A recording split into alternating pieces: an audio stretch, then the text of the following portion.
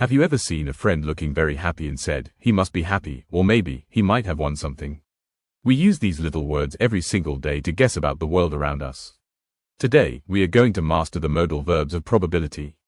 By the end of this 6-minute lesson, you will know exactly how to express certainty, possibility, and total doubt like a native speaker. Let's dive in. First, let's talk about being 100% sure. When you are almost certain that something is true based on strong evidence, we use must. Imagine you see your neighbor carrying a lot of shopping bags from a luxury store. You think, he must be rich. You aren't guessing blindly, you have evidence. Another example, if your friend has been working for 12 hours without a break, you say, you must be exhausted. It's the logical conclusion. Remember, in this case, must doesn't mean an obligation or a rule. It means you are 99% sure about a situation. But what if you are not so sure? This is where we use might, may, or could. These three words are very similar. They mean there is a 50-50 chance. Imagine you are waiting for a bus and it's late. You might say, the bus might be stuck in traffic, or it could be delayed. You don't know for sure, you are just exploring possibilities. Using could or might makes you sound very polite and open-minded in English. Instead of saying, you are wrong, which sounds aggressive, you could say, you might be mistaken. It's a softer way to express your opinion. Now, let's talk about total impossibility. This is where many students make a big mistake. When you are certain that something is not true, we do not use must not. Instead, we use can't. Imagine you see someone who looks like your friend, but your friend is currently on vacation in Japan.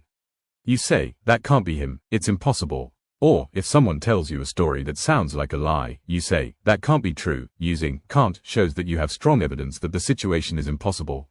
Now, let's take a step back in time. How do we guess about the past? This is the most advanced part of today's lesson. To talk about the past, we add the word have followed by the past participle. Imagine you called your mother yesterday and she didn't answer. You think, she must have been busy, or she might have left her phone in the car. If you see a broken window in your house, you say, a thief must have entered. Notice the structure, must plus have plus V3.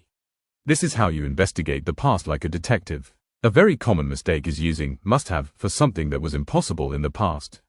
Remember our rule. For impossibility, we use couldn't have. He couldn't have stolen the money. He was with me all night.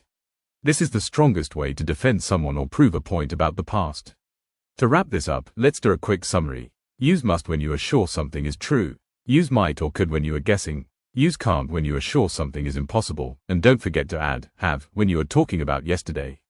Are you ready for the final challenge? Imagine you see a person wearing a very heavy winter coat, but the weather outside is 30 degrees Celsius. What do you say?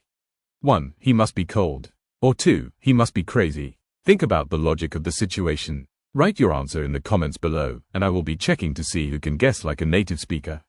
If you found this 6-minute masterclass helpful, make sure to hit the like button and subscribe for